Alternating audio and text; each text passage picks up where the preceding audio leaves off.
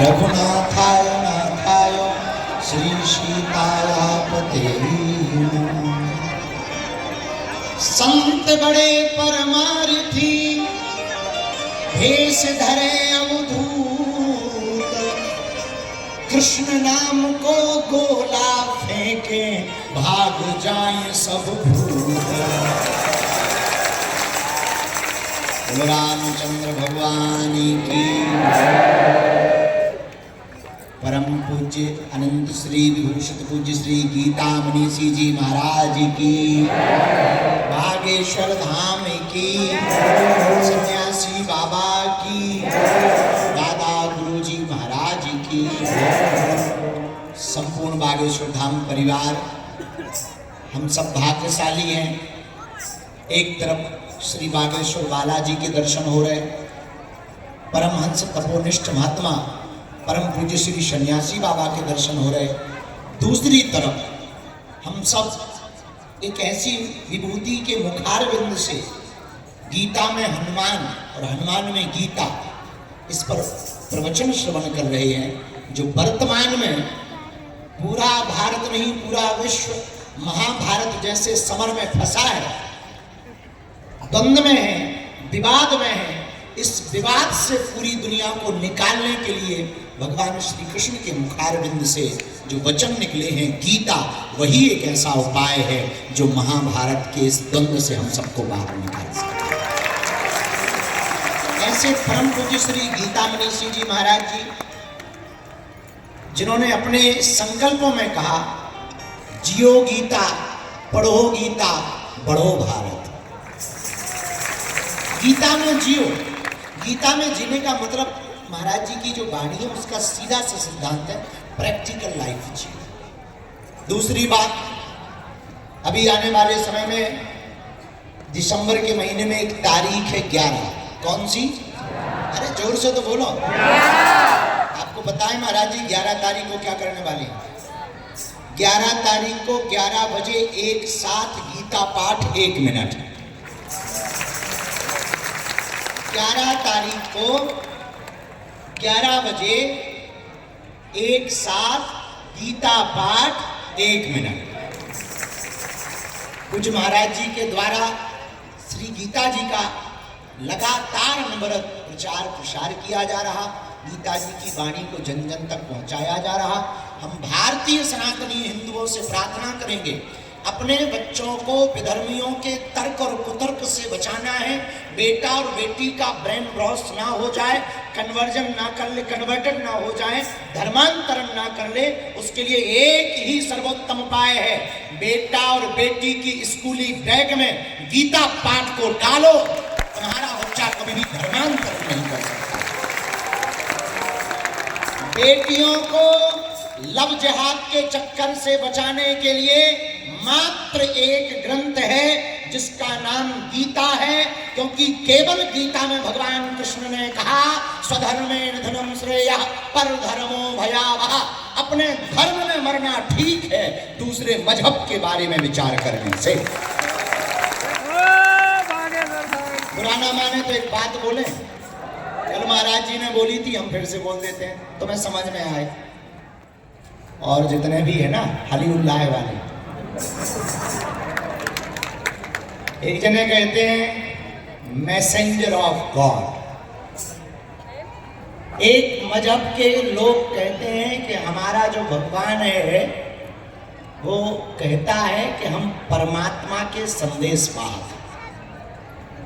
एक दूसरा मजहब है वो कहता है सन ऑफ गॉड। मतलब एक दूसरा मजहब ये कह रहा है कि हमारे जो भगवान हैं वो भगवान के बेटा है। सनातन महान क्यों है? सनातन महान इसलिए है, केवल एक हमारे भगवान कृष्ण महाभारत के युद्ध में खड़े होकर कहते मैं ही भगवान हूं। एक कहते कि मैं भगवान का बेटा हूं, दूसरा कहते मैं भगवान का संदेश वाहक हूं, लेकिन हमारे भगवान श्री कृष्ण गीता में कहते हैं मैं ही भगवान हूं। मतलब कोई अपना बेटा है, कोई अपना जो है डाकिया है, अपने वाले ठाकुर जी ही बाप हैं। इसलिए लव जिहाद से बच्चों को, बेटियों को बचाने के लिए 11 दिसंबर 11 बजे एक साथ गीता पाठ 1 मिनट। पूज्य महाराज जी का ऐसा आदेश है। हम सब इस सबको, इस संक्रांति को आगे बढ़ाएंगे। कल भी हम सब ने गीता में हनुमान में गीता महाराज जी के वचनों को सुना। अद्भुत कमाल की चर्चा कल आई। कमाल मतलब कबीर के कमाल की, और कथा भी कमाल की थी। और कल हमने आप लोगों को उल्लू बना दिया था कि हम आपको दरबार लगाएंगे, लेकिन रात को लगाया था। वचन के बहुत पक्के, ये नहीं कहा था कितने बजे लगाएंगे। आज उल्लू नहीं बनाएंगे, कथा होने के ठीक बाद यही दरबार लगाएंगे।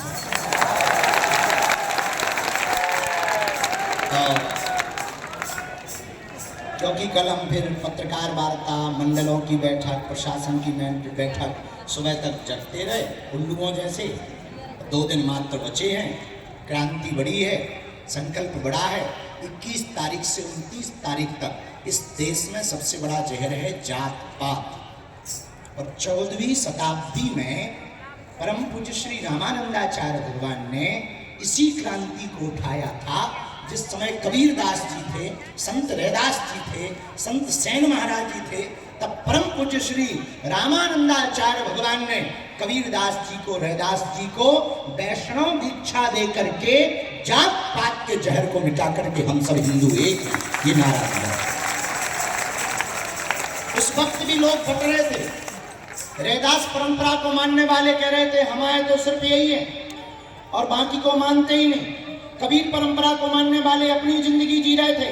परंतु उस वक्त परम पूज्य श्री रामानंदाचार्य भगवान ने कबीरदास जी और रैदास जी को दीक्षा देकर के ये कहा, नहीं, हम सब हिंदू एक हैं। कल हमसे एक पत्रकार ने पूछा, बाबा जी आप कहते हो हम सब हिंदू एक हैं, तो क्या मंदिरों में आप दलितों को भी पूजा करने दोगे? पर हमने जवाब बहुत उल्टा दिया। हमने कहा हम तैयार हैं, हमारी नजर में सब हिंदू हैं। कोई भी बिरादरी का व्यक्ति, जात का व्यक्ति वैष्णव परंपरा का पालन कर देना शुरू कर दे, मांस मदिरा का परित्याग कर दे और रामायण और गीता के खिलाफ बोलने वालों की ठटरी बारना प्रारंभ कर दे, वो हमें बागेश्वर धाम पर स्वीकार है, चाहे वो कोई भी हो। क्योंकि हमारी नजर में तो हम सब हिंदू एक हैं। इसलिए जात पात की करो विदाई, हम सब हिंदू। जात पात की करो विदाई, हम सब हिंदू। जात पात की करो विदाई, हम सब हिंदू। तो अब हम सबको, अच्छा पहले कहते थे कि हम और वो भाई भाई, हमने बोला नहीं है, महाराज जी बैठे, नहीं तो अभी आफत हो जाएगी। वो कहते थे हम सब भाई भाई। अच्छा वो भी इतने खतरनाक महाराज जी, गरबा में वो लोग आते थे नाम बदल कर, सोहेल का राहुल कर लेते थे और प्रवेश करते थे और बेटियों को शिकार बनाते थे। हमने एक दिन कह दिया, हमने कहा इधर आओ मियाँ। बोले जी, हमने कहा भाईचारा भर क्यों चला रहे, बहन चारा भी तो चलाओ।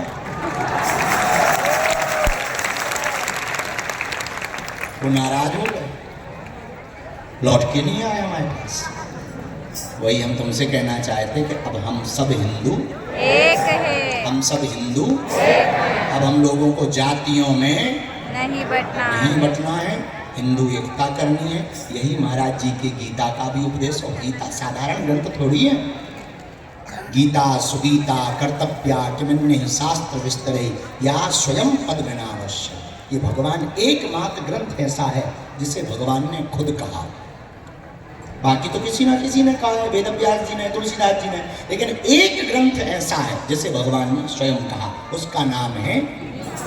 और वही कथा आज हो रही है, गीता में हनुमान, हनुमान में गीता। तो आज बहुत अद्भुत और पूज्य हमारा पूरा परिवार श्री कृष्ण कृपा परिवार के हरियाणा से, ऑस्ट्रेलिया से पूरा परिवार आए हैं। हम आप सबका भी खूब स्वागत करते हैं। उमिया धाम का भी पूरा परिवार आया हुआ है गुजरात के अहमदाबाद से, वहाँ भी आयोजन के लिए आए हैं। परम पूज्य श्री भूरी वाले महाराज जी, हमारे बड़े ही प्रिय श्री गुरु प्रसाद जी और पूरा परिकर। आप सबको बिना देरी किए हुए मुस्कुराओ, हंसो, ठहाका लगाओ और गीता को श्रवण करो, क्योंकि प्रसन्नता के साथ जो कथा को सुनते हैं ना, उनको ध्यान ज़्यादा रहता कथा में। इसलिए बहुत मुस्कुराओ। महाराज जी कथा प्रारंभ करेंगे, बहुत देर हो गई है, इसलिए लेट नहीं करना है। हम सब महाराज जी की कथा। हाँ, हंसोगे कैसे? एक बार हम तो बता ही रहे थे, तुमने करके बता दिया। ऐसे ही हिंदू चाहिए। एक आदमी बोला हिंदू राष्ट्र कैसे बना होगा?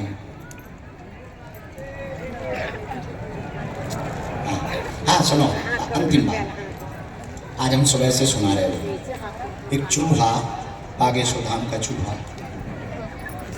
हरियाणा गया, वहाँ एक हाथी का बच्चा मिला। चूहे ने कहा, और मित्र कितने साल के हो गए? हाथी के बच्चे ने कहा, ज़्यादा नहीं, 2-2.5 साल की ही। अब हाथी का बच्चा 2-2.5 साल का भी हो तो छोटा थोड़ी होता। तो हाथी के बच्चे ने कहा कि तुम बताओ कितनी उम्र हो गई तुम्हारी? तो दोनों हाथ पीछे करके चूहा बोला, वैसे हम भी इतने ही साल के हैं, पर क्या बताएं, बचपन से बीमार रहे, इसीलिए हाइट नहीं बढ़ पाई। अंगूर के बारे में सुना तुमने? अंगूर कौन कौन खाता है? हाथ नीचे करो।